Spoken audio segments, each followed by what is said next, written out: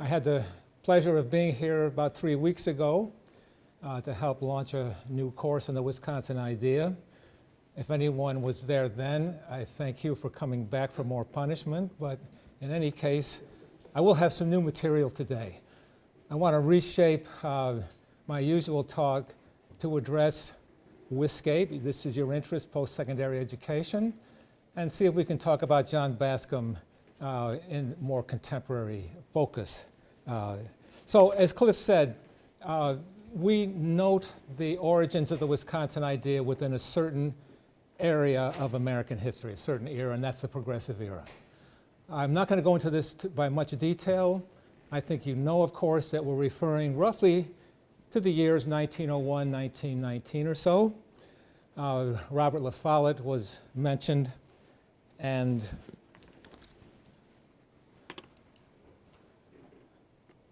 Charles R. Van Hise.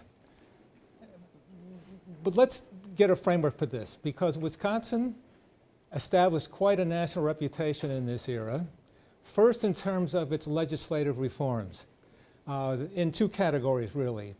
Economic, with such new legislative initiative as state income tax, banking regulation, creation of a highway commission, conservation policies, a state insurance fund, and so on.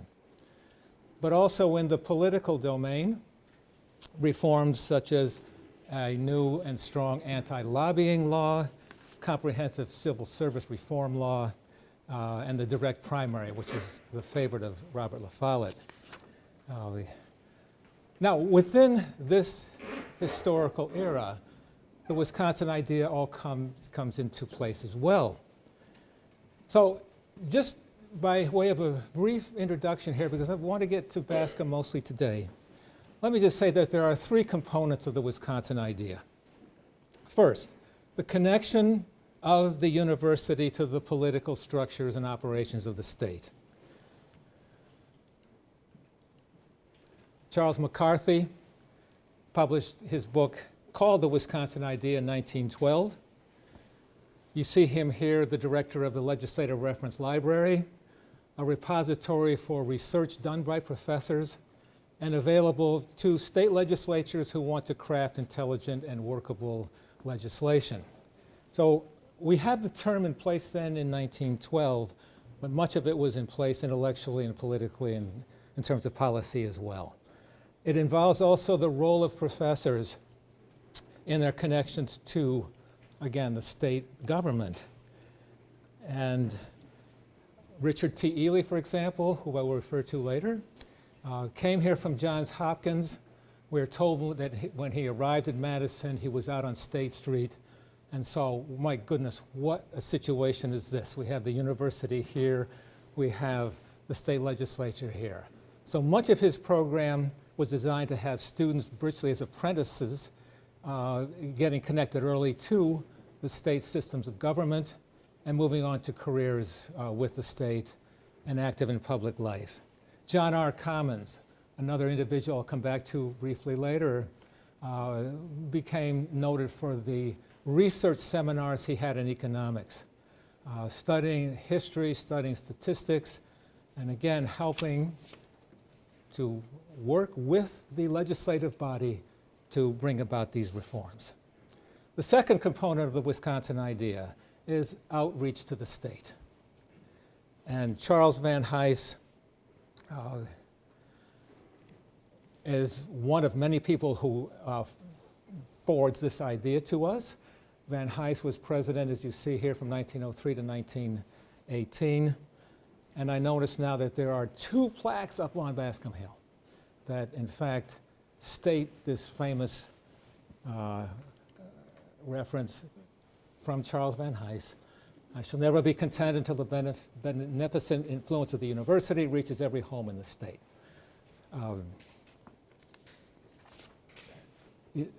It was this connection as well as the third component, I'm sorry, the second part of this component, which is professors getting engaged with the larger geographical regions of the state.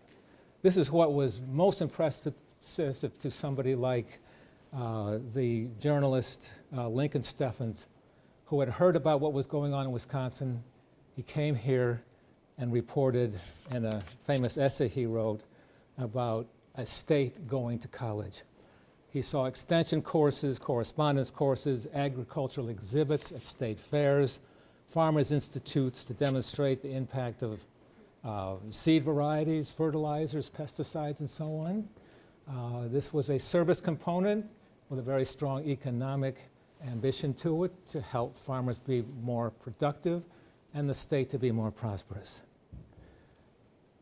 And the third component, which we will look at as well, academic freedom and the pursuit of truth. This takes us back again to, well, another relevant point about where we are right now. This you see as you enter Bascom Hall. It came out of the famous trial of Richard T. Ely, who many people did not like on the faculty because he was accused of being a socialist, of advocating for unions and the strike, and they wanted him out. This very famous statement is a landmark in American higher education, not just here, but really known for the very strong way the Regents defended the sifting and winnowing of ideas. Okay. So, John Bascom.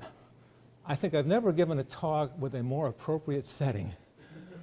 Bascom Hall up here, Bascom Hill, and I learned only recently that you have a street address, Bascom Mall. My goodness. So that raises the question, though, why John Bascom, and where does he fit in here? Well, Cliff gave us the first clues here by noting the fact that two of the people we've referred to, Robert La Follette and Charles Van Hise, were both students of John Bascom. They were both in the class of 1879.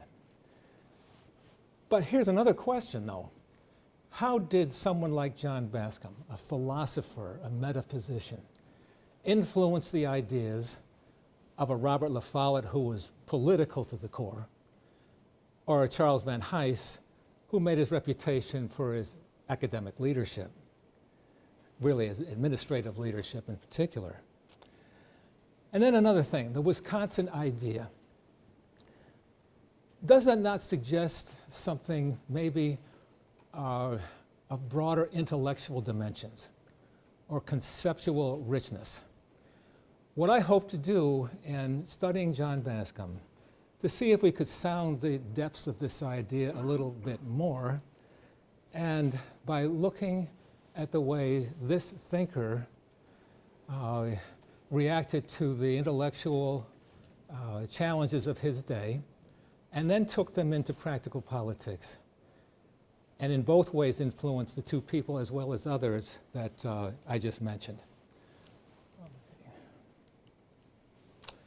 Oh, watch my slides here.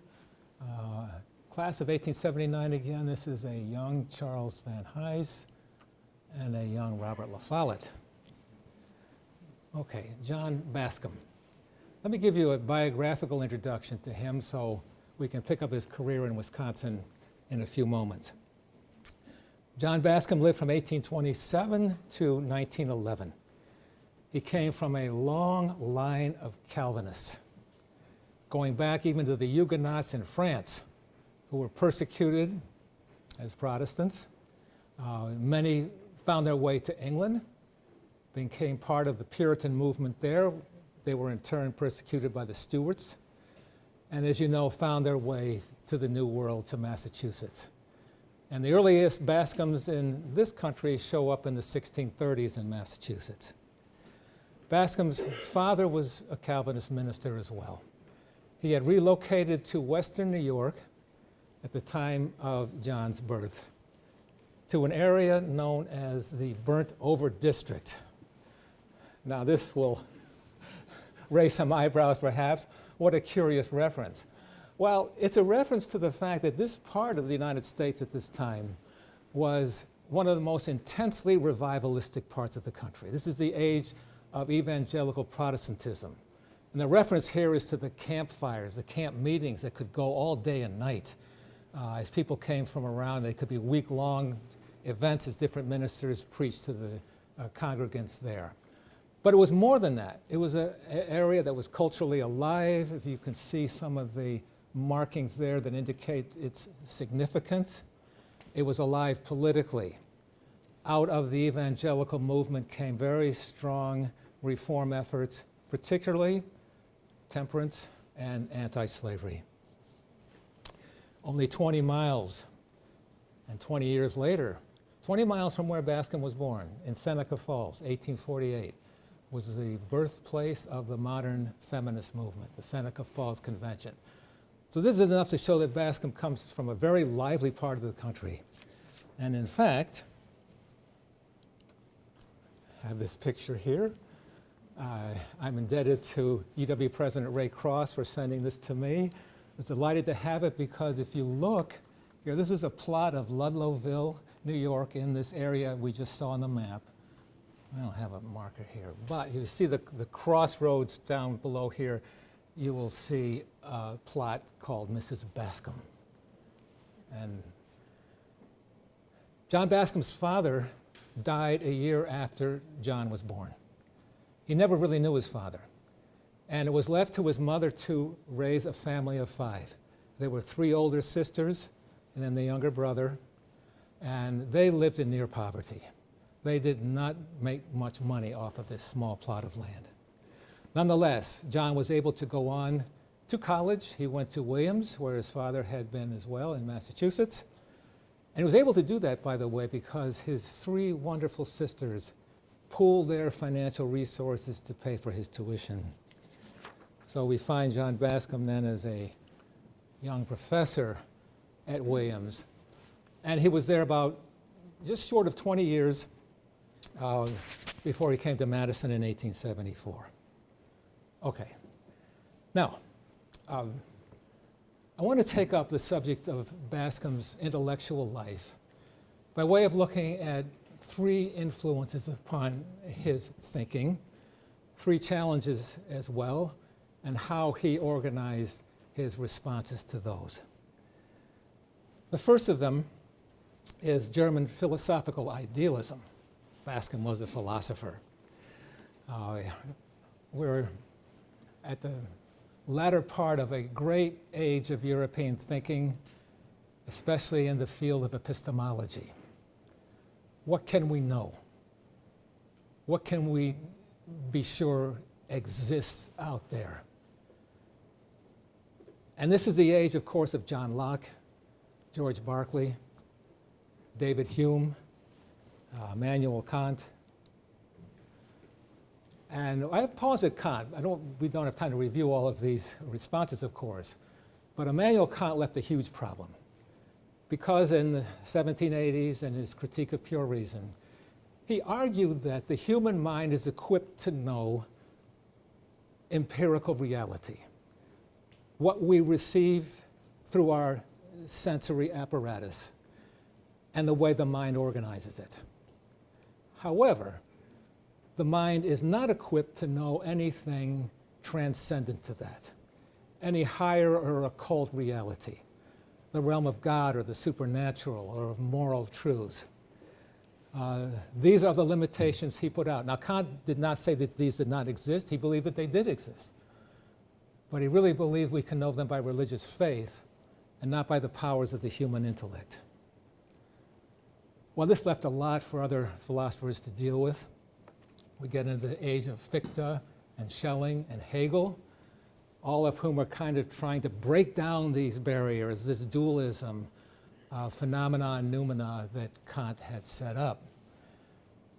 And by the 19th century, there's another challenge to people like John Bascom who accepted the reality of these 2 domains, but with this difference. The spiritual and the material, according to Bascom, live in dynamic interaction with each other. So that when we find our way to transcendent truths, that we find our way to the existence of God and God's powers, we do so by way of interaction with the world, not by some leap into some remote heavenly location, an interaction of the natural and the supernatural. Now, by the middle of the 19th century, however, there was a very strong challenge coming from positivism.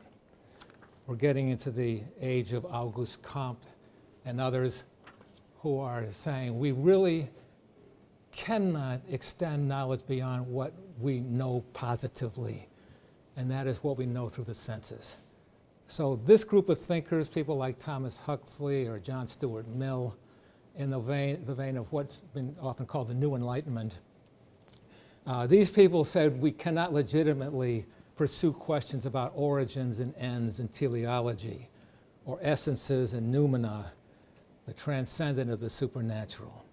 This in part reflected the new vogue of science, but Bascom was prepared to meet this challenge as well. He liked a lot of what the empiricists were doing because he said they focus us on the world of experience, the world of real things, but their limits, they draw back the powers of the human mind to move beyond these things. Okay. The second influence in terms of Bascom's early intellectual life is liberal Protestant theology. Bascom was a very strong religious person, a Christian, a Protestant, but he had some very severe reservations about where religion was going and what it was doing in the middle 19th century. His mother was an example to him of the wrong-headedness of Calvinism.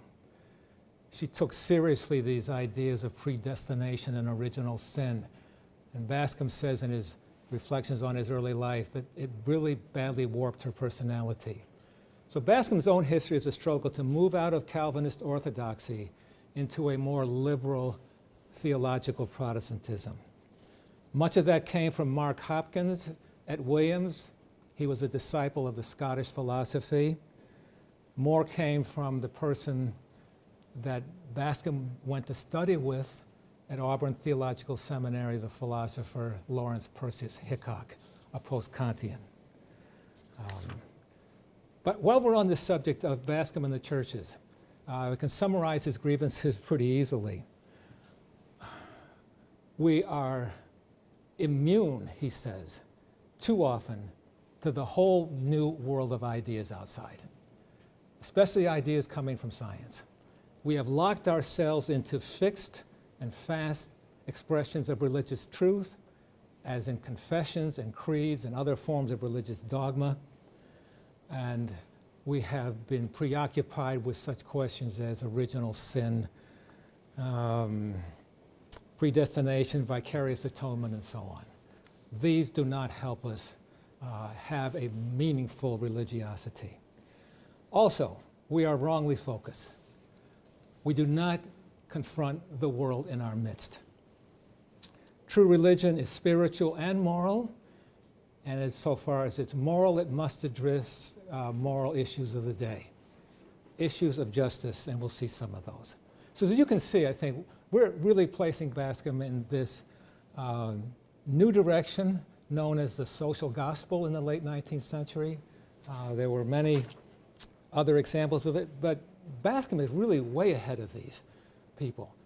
He is expressing these notions in the late 1850s and 1860s, in the years before he came to Wisconsin. If you were to be in Madison in 1884, you might have wanted to go over and listen to John Bascom's baccalaureate sermon. It was titled The New Theology. And you will see a summary there of some of the points I've highlighted just a moment ago. But notice that Bascom, this is a state university, a public university, has a religious message that is very thoroughgoing. This is the New Theology. It became a book that he wrote in a larger framework after he retired from Madison. Okay. But he's emphasizing the addressing not the sins of individuals, but the sins of society. The Seed of Sin is another baccalaureate title, and he says we have to deal with wrong where we find it in the world and not just among individuals. I thought I'd mention anyone is familiar with his history of the social gospel, I'm sorry, I should have had that on there, that you might know the name of Washington Gladden, one of the real giants of the liberal Protestant theology and the social gospel. He was a student of Bascom, but not at Wisconsin, at Williams. And he always acknowledged a very profound influence from John Bascom as he carried his writings into his later career. Okay. And then the third influence, evolution. Evolution, Bascom once said, is the great idea of the 19th century. And there are three ways by which evolution was important to him and helps bring together some of these other strains as well. First, evolution, Bascom says, shows the dynamic structure of life, where change is a governing and constant reality. This, for him, discredited all notions of fixity and permanence of truth, a fight he'd already undertaken, and found reinforcement in reading Darwin especially, and other theories of evolution. Evolution, he said, shows a world yet to be made. God's creation is an ongoing one. And this is a challenge to us, to join in the perfection of the species and human society. This is often referred to as a theology of immanence, the idea that God is becoming progressively present in the unraveling ages of historical advance. Kind of like Hegel, sort of, I guess. But Bascom could talk about our doing this work to bring about the kingdom of heaven on earth. He used the words of the evangelicals. He and they wanted the moral perfection of the United States. Second, evolution shows the interconnectedness of all things. Creation as a whole. A vast integration of types and kinds. A reflection of the way God thinks holistically and creatively.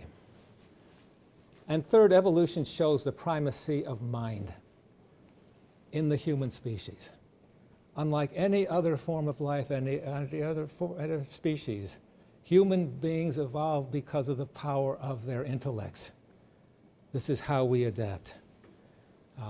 Bascom has an affinity with the American pragmatic thinkers in this way, but he brings a very strong religious perspective to this evolution question.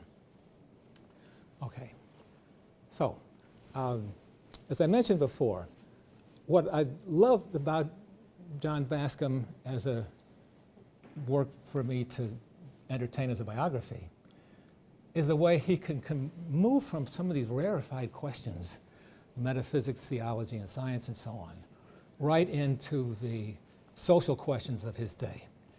And he did so, and I'll summarize these very quickly, in terms of three areas in particular. There was, first of all, temperance. You know what that is. Prohibition.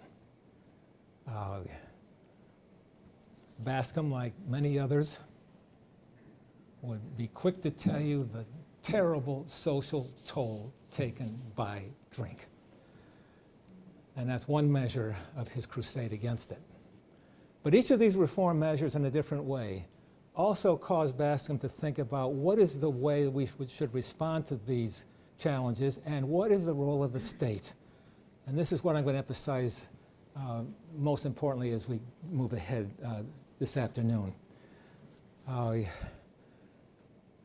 No person, he said, has a right so to live his or her life as to destroy the fabric of society, to take a toll. And Bascom would talk about prisons and insane asylums and all kinds of ways that society has to go to great expense to undo the damage of alcohol.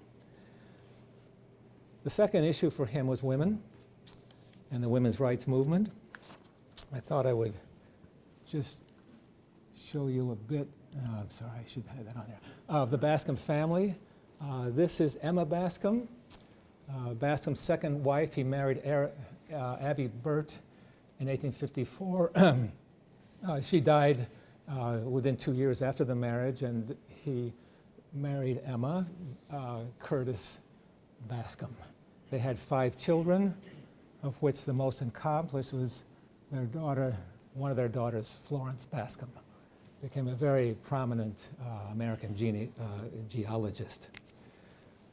Out of Bascom's classroom came also another remarkable woman. This is Belle Case La Follette. She and Bob met on campus here. They attended a law school for a while here. He went on to be governor, as you know, and senator. But in Washington, D.C., she had an even more progressive record than he did. Brand new biography, Nancy Unger's book, if you want to read more about Belle Case La Follette. This picture shows the extent of the female student body here. And coeducation was the most important of the causes on women's rights that Bascom championed. But he spoke very widely. He spoke about divorce and defended it. He spoke about women's dress and excoriated it for being so clumsy, and women are so braced and buckled that how can they be useful in the world? Everything he said in our culture, in our education, formal education and social education that we do with women, incapacitates their role to be active in the larger society. So coeducation had existed at Madison from the very beginning, but the big issue, recurring one, was the question, do women, or should women have a separate curriculum? And we go back and forth on this. Bascom said absolutely not. There's no reason why men and women cannot study the same curriculum and each follow their intellectual powers as they dictate. And a little bit later, just after Bascom's time, but one of the students that came out of his class was Frederick Jackson Turner, very famous historian, if you're familiar with the Frontier Thesis of American History that he presented in 1893. And this is one of his graduate seminars here. But notice the number of women students represented in this group. Now, the third reform issue was one I call money and class, or what the Gilded Age referred to as the social question. The question of the rights of labor, the strike. This was an era of labor violence, the Gilded Age, late 19th century, like none other in American history. And there was profound fear of real class warfare in America. But Bascom wanted to take up that issue and took a position that was very radical for a university president of the time. Not only defending unions, most didn't do it, but to go further and defend the strike was really going in a radical direction, many thought. But again, we come back to this point that we have, as we have with women, a whole large group of our population that has not been brought into the mainstream of American life. And if it takes labor, powerful organizations like unions to do that, then that's good for everybody. Bascom liked capitalism. He liked its creativity, its inventiveness. He liked the way that commerce and trade extend the bonds of society and bring in a larger integration. Okay, so move more emphatically, I guess, into the Wisconsin idea here, when with these reforms in mind, we look now to Bascom and his case for the state. This is what Robert La Follette said about his teacher. He was forever telling us what the state was doing for us and urging our return obligation not to use our education wholly for our own selfish benefit, but to return some service to the state. For all of these ideals, La Follette would say, John Bascom, quote, may be said to have originated the Wisconsin idea in education. Now, for someone like Bascom, who wanted Americans to pay attention to the good that the state could do, the value of government, he knew he had a tough task. After all, our founding document, the Declaration of Independence, reverberates with the rights of personal liberties and freedoms. Bascom knew, too, and says so in his writings, the long history of humanity is one sad story of powerful governments. of powerful monarchs and despots and powerful churches. And he did emphasize the priority of liberty. His ethics textbook says, for example, the liberty of the individual is the great trust of government. But, he said, we've reached an imbalance. And especially on this question of the power of corporations and trusts, we have a situation in which these powerful entities distort our social well-being. And that is what would make him more and more emphatic about the role of the state in adjudicating power and opportunity and equality as a very important role for it to play. Bascom would always stress as well the social nature of individuals. We are social beings. We cannot understand ourselves apart from our social milieu, our social environment.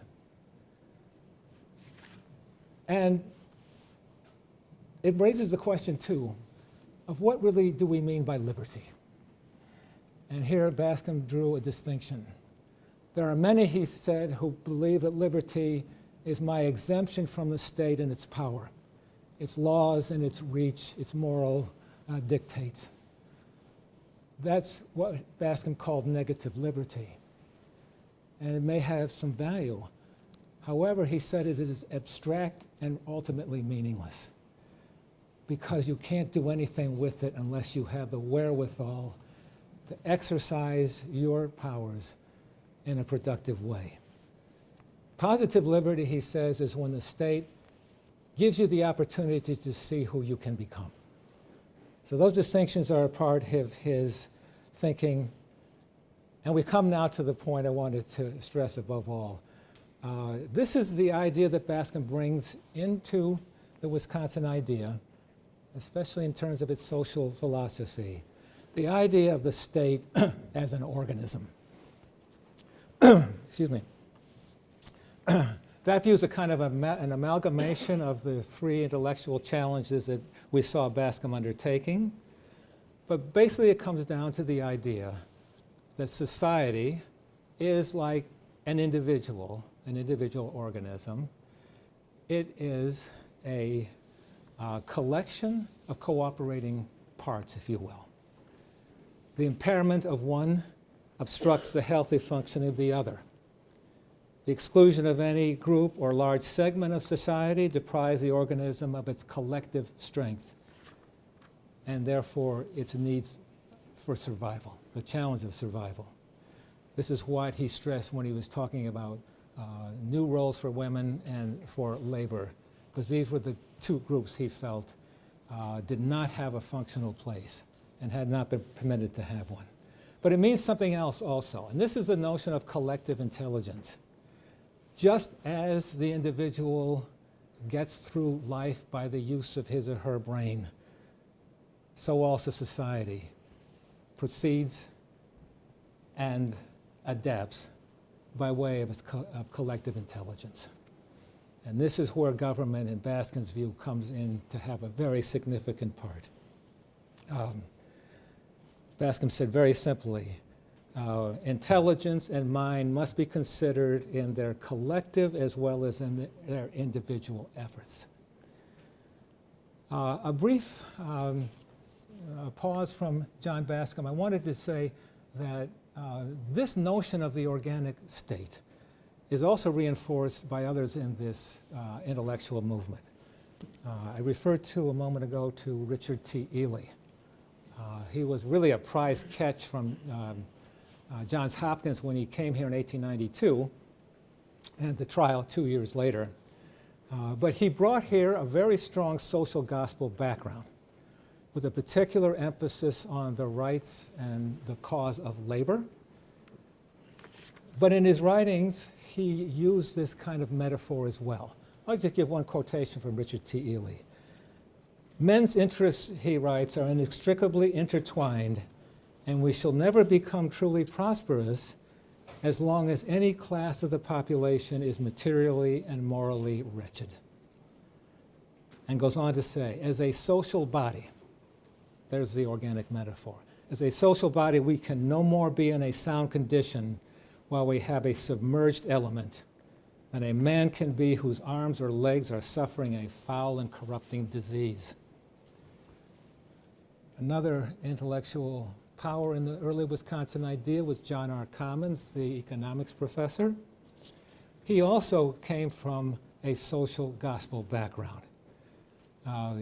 You could consult the group of essays he put together in 1894 in a book called Social Reform and the Church. And he talked about the role of churches and ministers, and he urged, quote, the minister, he said, should begin with the organic nature of society, showing that it is based properly on Christian ethics. Okay, now I want to go political a bit. This is a kind of sketch of Bascom's view of things. I want to come back and look at the State University and his conception in a few minutes. Well, I suppose views like this were bound to become political and to meet a political opposition sooner or later. So I want to refer to one of these, and this is a piece called The Legacy of the Wisconsin Idea. It was written by Michael Joyce. Michael Joyce was the head of the Bradley Foundation, located in Milwaukee, a very powerful conservative foundation. And Michael Joyce was its president, and in 1992 wrote this piece for a publication called Wisconsin Interest. John Bascom, he said, was an intellectual giant. Well, he conceded that much. But he laid the roots for an exhausted progressivism. This is Joyce. And a destructive progressivism. What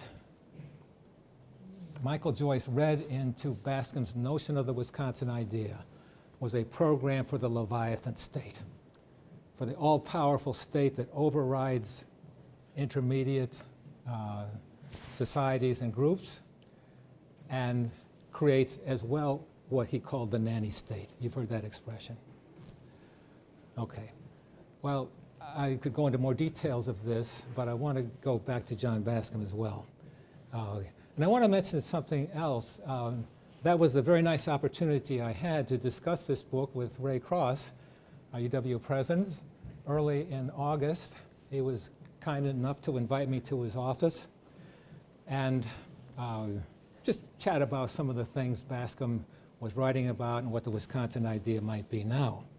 But along the course of this conversation, a very rich one, I thought, over a course of an hour, we came to a kind of common recognition, and that's this, that this idea about the organic state really reverberates with classical conservative themes.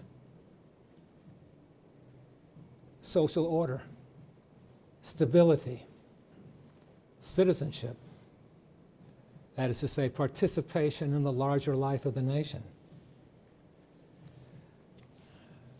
It could be a preservative action, measures taken to prevent violence and revolution, yes. And Bascom, to be sure, was very strongly opposed to socialism. But let's look for a minute, and we might ask the question, from whence does this idea of the organic society and the organic state derive? My looking into this found that almost everyone agrees that it goes back to Edmund Burke. Edmund Burke, the 18th century Irishman, defender of the American Revolution, extreme critic of the French Revolution, defender of religious tolerance for Roman Catholics, and a person who gives us a vision of the organic state. In a nation, Great Britain, marked by differences of class, ethnicity, and region, Burke invoked the idea of a nation of harmony, unified around the symbols of the national state, even the monarchy. This was, well, I'm going to go to the point I want to make is this. John Bascom greatly appreciated this part of Edmund Burke. The celebration of the organic unity, the harmony of the components that make up our society. And Burke spoke out, as did Bascom, against the excess of individual rights that can upset this harmony and give eventually too much power to particular groups, as we've seen. And Bascom wrote in responding and really referring to Edmund Burke. This is really Burke's words. If we allow each individual to seek what he regards as his own liberty, and without regard to the public measure, we have a threat to the Commonwealth. Because, Burke says, the Commonwealth itself in a few generations crumbles away and is disconnected into the dust and power of individuality, and at length dispersed to all winds of heaven. Bascom wanted to do what Burke tried to do, to give and help people have a sense of the state as a real entity, a live entity, a being unto itself, not just a mere aggregate of citizens. Bascom and Burke opposed contract theories of the state, as in Locke or Rousseau, that begin with the allegedly free individual who then goes into government. No, the state precedes all of this, hence its organic unity. Okay. Now, I want to go back to the discussion I had with Ray Cross, because it made us think of other contributors to this idea. And I could cite a lot of them, but this book was something of a cause célèbre when it appeared in 1953, a work by Russell Kirk called The Conservative Mind. Conservative Mind from Burke to Eliot. And they were portraits of intellectual conservatives and political conservatives, English and American. The English included Macaulay and Coleridge and Disraeli and Newman. American conservatives, John Quincy Adams, Fisher Ames, Nathaniel Hawthorne, Henry and Brooks Adams, the new humanists. But what you find as a motif throughout Kirk's study is a recurring citing of this organic metaphor and the organic harmony, organic unity that comes off as a very conservative principle. Okay, so I wanted to finish up today with another topic and deal with this third component of the Wisconsin idea, which we called academic freedom and the pursuit of truth, by saying a few words about the intellectual life here. In 1876, President John Bascom, only his third year in office, asked the students of the campus newspaper for space in one of their issues to make a statement. Now, the person who was publisher of the university press, the name of the student newspaper, was none other than Robert La Follette. This really surprised me. I had no idea. When La Follette came to Madison, he bought the paper, went out and sold a lot of new advertising for it, made money for the paper and for himself, and helped pay his way through his education here.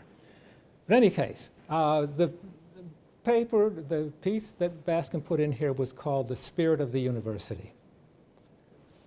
That spirit, Bascom wrote, is something that transcends the classroom and the formalities of the campus life. It is, he said, an inspiration, a growing estimate of truth, an appetite for excellence. The central quality of our spirit as a university, Bascom avowed, should be a large-minded love of knowledge, a thorough disposition candidly and completely to know the truth. And he urged that the University of Wisconsin, quote, escape the spirit that dare not inquire, lest it should break in on beliefs already entertained. Well, my last section here, if I'm following my own outline, but near the end, is something I've called the contested university. because these words from Bascom are being challenged. We are hearing all the time now questions about what should we be teaching at universities. Are we training for the market? Are we training for jobs? Or do we have a broader intellectual purpose? Are we an open forum for the exchange of ideas? Or are we a safe place where certain groups are protected from expressions from educational content that they find offensive? Is American higher education really neutral in its political identity and its leanings, its prevailing academic norms, its ideological bent, if it indeed has these? So I'd like to conclude with some brief reflections about how might we consider answers to these questions if we look at them through the eyes of John Bascom. This is a very personal view. I don't have definitive answers. I wish I did. I think about these all the time. But when I do, I find myself thinking of John Bascom, frankly. So this is what I'm going to put together as we finish up. If you think back just for a minute as those three intellectual influences on Bascom that I briefly described, I think you'll notice one thing stands out. In each of the categories of opposing philosophical and scientific views, Bascom sided with the one that gave the greatest expanse to the human intellect, the outreach of the mind by intuition, reason, imagination, idealism versus positivism, liberal theology versus scriptural literacy, orthodox Calvinism, dogmatic statements, and so on, evolution, change and growth and expansion, as opposed to fixed and permanent forms of life. Bascom was in awe of the human mind. He was in awe of modern science and even modern technology. I have a quotation in the book in which he describes his impressions of this powerful steam engine he saw in one of the new industrial plants. And he waxes poetic and lyrical about how the human mind could put together something as creative, powerful and impressive as this work that he saw before him. Artistic expression. Bascom wrote a book on aesthetics. What did he not write a book on? One of the reasons it took me 8 years to do this book.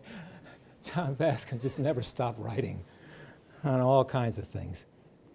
But what I think he achieves is taking the three parts of the Wisconsin idea that I started with and bringing them together. How so? He talked about the role of the state university. And let's consider, if the state is indeed an organism, then it adapts by the power of its intellect. The state needs intelligence, whether that's just knowledge or data or anything that it helps it see its way through the way it finds itself in an emerging, changing social circumstance. It needs especially knowledge that builds the social organism.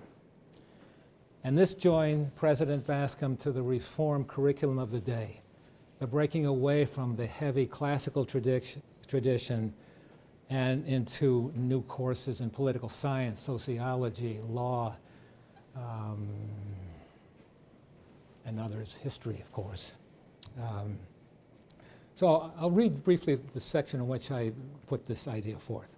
In the social sciences, Bascom proclaimed, we find the means of social redemption, for these disciplines supply that enlarged view of the whole that the social organism needs for its means of adaptation, survival, and moral progress. He's always using this Darwinian language of survival, adaptation, and intelligence. Bascom gave the social sciences a large embrace and included in them the politics, those subjects I just mentioned. These new intellectual fields expand our understanding of the many parts of the social whole and their precise interconnections. And those who are trained in them, Bascom said, and who graduate from the university so educated, they have a special role to play in the state by service in government, but above all by service in public life, because they can bring those harmonizing ways to our larger society. Okay. But here's something else too. If the state does indeed need intelligence, then it has to have one condition for getting it: absolutely open and free access to knowledge. Otherwise, it won't get the best data. If there are restraints on our research, on our inquiries, if they are forced to be selective in some way, we will not have the openness that will draw into our communities the best and most helpful new ideas. And Bascom was always expressing his views in terms of science, especially. So Bascom could write, "The state is responsible for a truly liberal method," he says, "a truly liberal method, and for that only. In fact, open pursuit of the truth makes the state university a large asset to the state itself. The state may," Bascom wrote, "in each branch of its instruction and in each school, avail itself of all the freedom the specific time and place will allow." And then this sentence, which I'm going to read to you, which I've pondered because I think it's so challenging, and I'm not sure I got a grip on it. But Bascom writes, "The freedom of instruction is worth more than any one thing taught." Is not Bascom saying that ultimately the university is a place of ideas? I think about this and I try to challenge myself by way of saying, what is a more appropriate or more useful designation than to let it go at that? Is it not a place for the growth of the mind? Bascom wanted every course at UW to have a philosophical foundation, even as professors moved more and more into academic specialization. Well, we had last year an attempt to change the state statutes, because in 1973, the legislature wrote into them a statement about the pursuit of truth. And there were some who wanted to take that out and have instead the role of the university in meeting the state's workforce needs, making the economy grow, and so on. That, as you know, met strong resistance.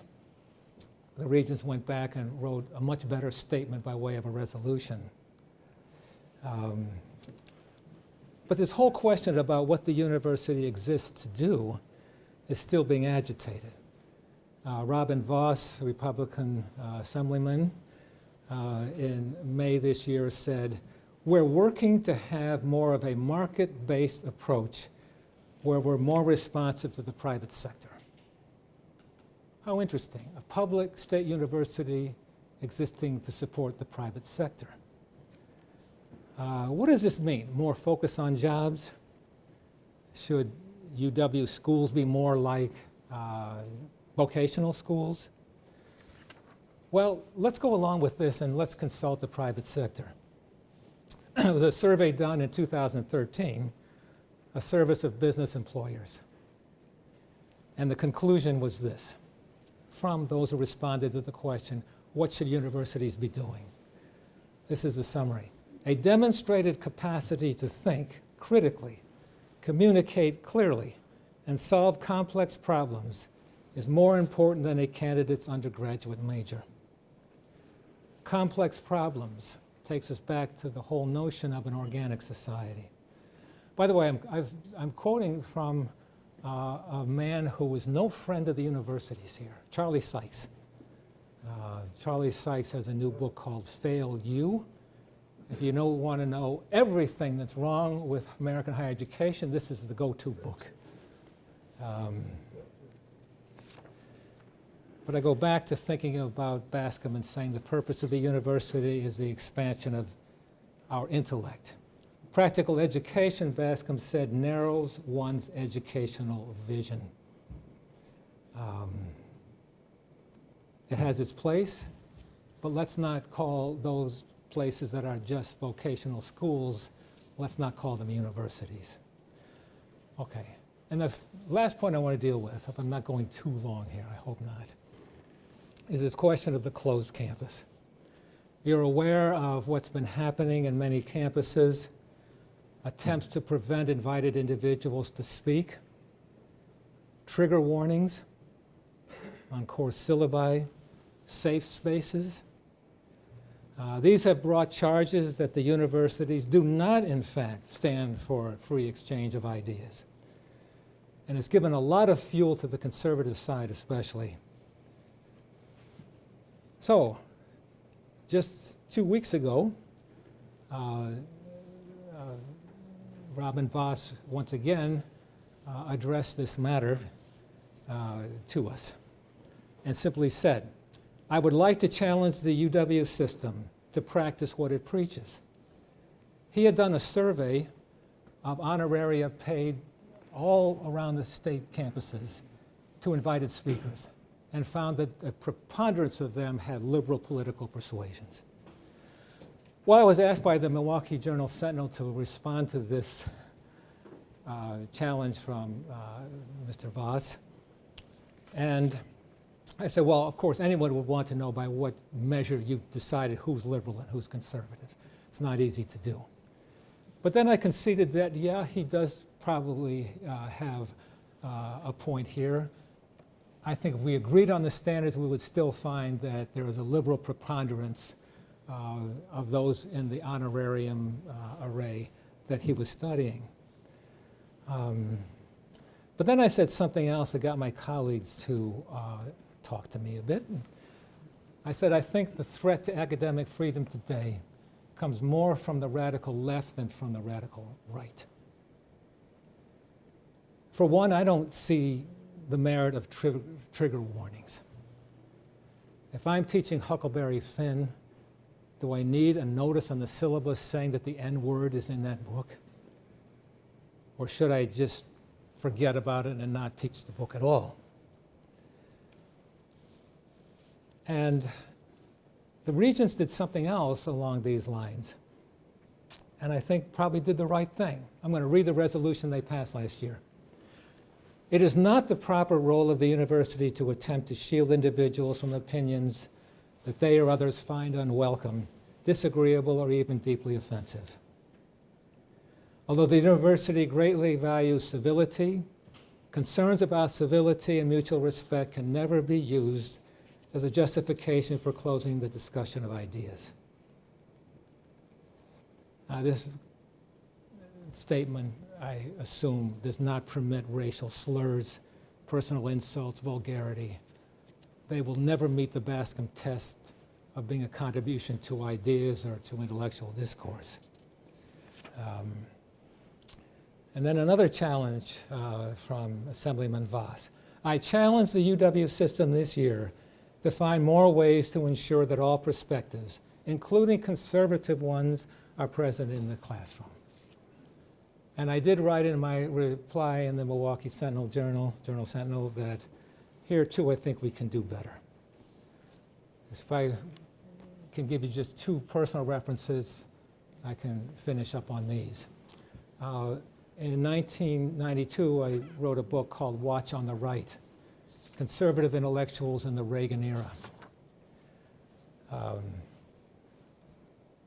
And it was a study of people like George Will and Irving Kristol and an array of others, Jeane Kirkpatrick. And I wanted to do this book because I felt that conservative opinion had more interesting new ideas, fresh criticism and perspectives than did liberal opinion at the time. And it was an intellectual delight for me to write this book. And a few years ago, I had a seminar at UWM in our department called American Conservative Thinkers, the Classical Tradition. I got a lot of wisecracks from that. Conservative thinkers, isn't it not an oxymoron? I don't like that talk. That's liberal hubris at its worst, I thought. But here are people that we studied. Burke, for European background. James Madison, the 10th Amendment. John C. Calhoun, George Fitzhugh, Orestes Brownson, William Graham Sumner, Brooks Adams, George Santayana, Irving Babbitt, H.L. Mencken, Albert J. Nock, the Southern Agrarians, Whittaker Chambers, Frederick Hayek, Russell Kirk, Peter Viereck, Robert Nisbet, George Will, Irving Kristol, Michael Novak, Jeane Kirkpatrick, and so on. as I think back of my now expansive teaching years at UW-Milwaukee, this was the liveliest seminar I ever had, with very sparkling weekly discussions. And at the end, when I asked students to write up their critique of the seminar, there's one comment, it was in the form of a question, that has stayed with me ever since. It was the question, why had I not heard of these people before?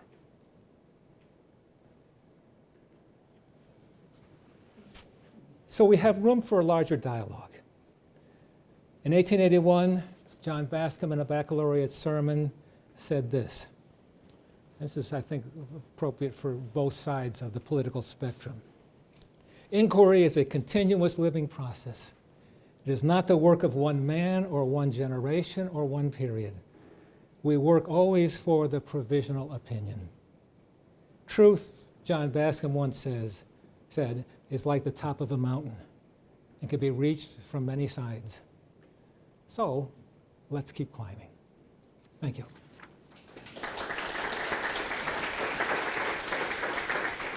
Thank you.